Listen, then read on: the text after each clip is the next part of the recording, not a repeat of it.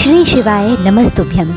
दोस्तों, सावन के इस पावन महीने में मैं आपको ले चलती हूँ एक ऐसी पावन धरती पर जिसके कंकर कंकर में शंकर हैं। जी हाँ, आज हम दर्शन करने वाले हैं उस महाचमत्कारी धाम कुबेरेश्वर धाम के, जो मध्य प्रदेश के सीहोर ज़िले में स्थित है।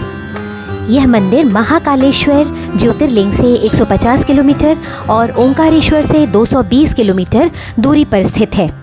भोपाल से बस या टैक्सी से आप केवल 45 से 50 मिनट में ही इस कुबेरेश्वर धाम तक पहुंच सकते हैं।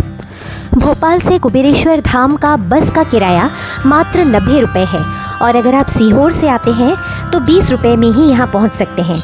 होशंगाबाद से 180 रुपये, इंदौर से 220 रुपये, जबलपुर से 550 रुपये बस का किराया है और अगर आप ट्रेन से आना चाहते हैं तो निकटतम रेलवे स्टेशन सीहोर है।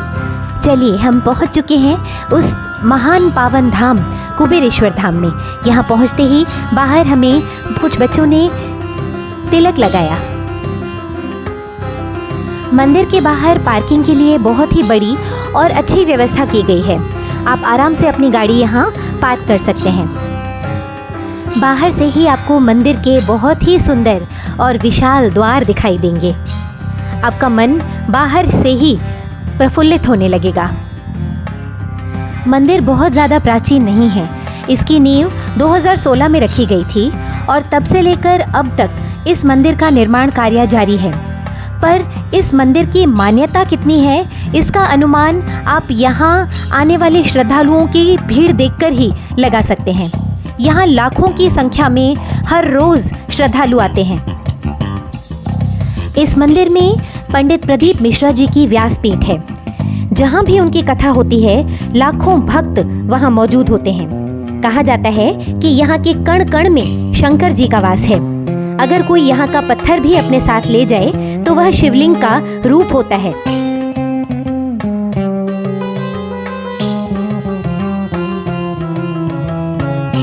मंदिर में प्रवेश करते ही दाहिनी तरफ विशालकाय शिवलिंग के आकार की सफेद गुफा आपको दिखाई देती है, जिसका निर्माण अभी चल रहा है।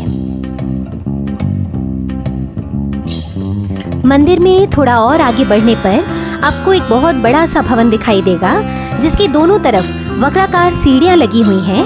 ये पंडित प्रदीप मिश्रा जी की व्यासपीठ है।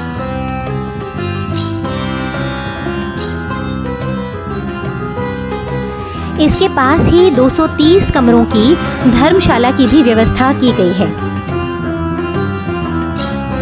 मंदिर में अलग अलग जगहों पर आपको भगवान के अलग अलग स्वरूपों की विशालकाय व सुंदर प्रतिमाएं दिखेंगी।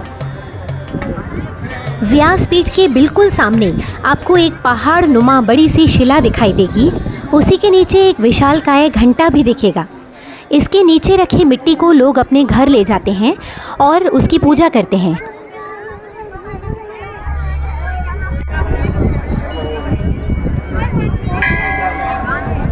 ये जो पहाड़ आप देख रहे हैं, इस पहाड़ पर साक्षात गणपति जी का मुख उभरा हुआ है, इसीलिए इस पहाड़ की इतनी पूजा की जा रही है।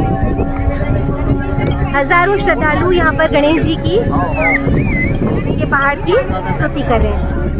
इस मंदिर में रुद्राक्ष का वितरण किया जाता है।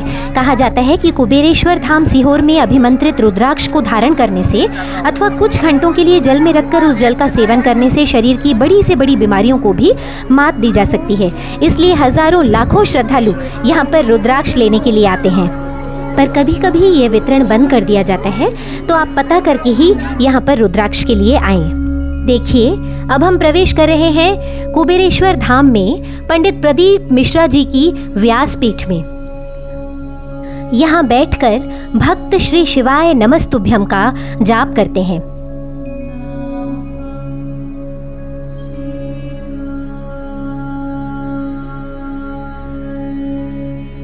यहाँ भगवान शिव पार्वती के साथ प्रतिस्थापित हैं। यहाँ पर लोग चढ़ावा चढ़ाते हैं और बदले में भगवान का प्रसाद पाते हैं।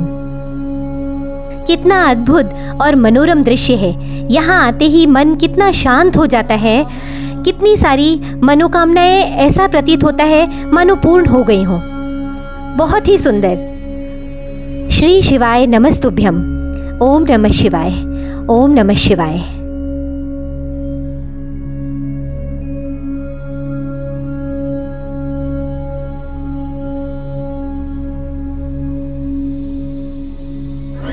मंदिर के प्रांगण में प्रतिदिन भंडारा होता है, जहां हर रोज 10,000 से भी ज्यादा लोग शामिल होते हैं। भक्तों के भोजन और पानी के लिए कुबेरेश्वर धाम महादेव मंदिर में सीता रसोई का निर्माण किया गया है, जहां सुबह के नाश्ते से लेकर रात के भोजन तक सब कुछ भक्तों को निःशुल्क उपलब्ध कराया जाता है। जहां बैठकर भक्त भोजन करते हैं उसे भोजनशाला कहा जाता है। अब ये भोजनशाला और गौशाला के दर्शन पे आपको समय की कमी के कारण नहीं करा पाऊंगी, जिसके लिए मैं क्षमा प्रार्थी हूँ। कुबेरेश्वर धाम की इस विशाल श्वेत गुफा में 6 फीट ऊंचा शिवलिंग स्थापित किया जा रहा है, जिसका भक्तों को बेसब्री से इंतजार है।